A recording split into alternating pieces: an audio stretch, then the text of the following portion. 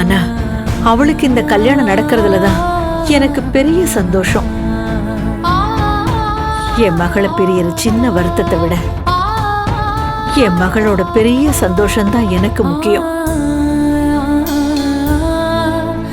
அவ இந்த முகூர்த்த புடவைய கட்டிக்கிட்டு மணமேடையில நிக்க போற காட்சிய மனசுக்குள்ளேயே ரசிச்சு ரசிச்சு பார்த்து பூரிச்சு போறேன்.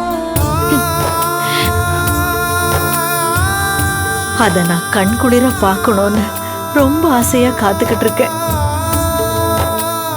அது சீக்கிரம் நடந்து அதுக்கப்புறமாவது உன் அன்னைக்கு இந்த கஷ்டத்துல இருந்து ஒரு விடுதலை கிடைக்கட்டும்.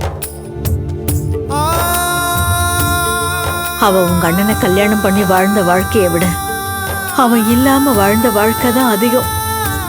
அவ நினைச்சிருந்தா அவ குழந்தைங்களை கூட்டிக்கிட்டு எங்க வேணாலும் போயிருக்கலாம்.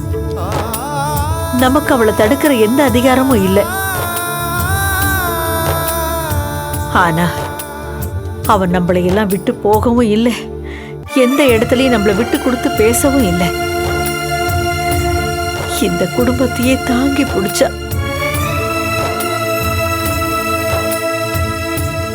அப்படிப்பட்ட தங்கத்துக்கு ஒரு நல்ல வாழ்க்கை திரும்ப அமையாதான்னு நான் வேண்டாத தெய்வம் இல்லை. அதுக்கு இப்பதான் பலன் கிடைச்சிருக்கு. அது நல்லபடியா நடக்கணும் ரம்யா.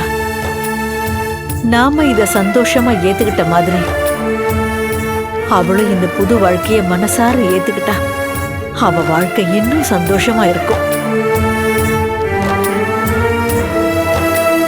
பிடிவாதமா இருந்தவ ஏதோ இந்த மட்டும் கல்யாணத்துக்கு சம்மதிச்சாளே, அதுவே எனக்கு போதும்.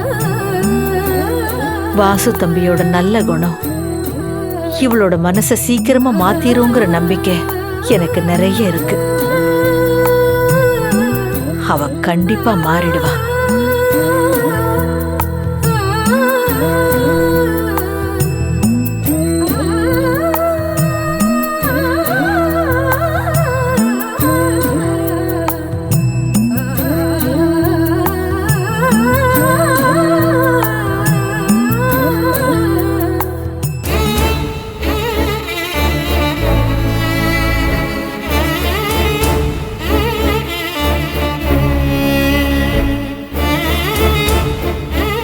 நீங்க என் கூட வாழ்ந்த காலம் கொஞ்சம்னு சொல்றாங்க.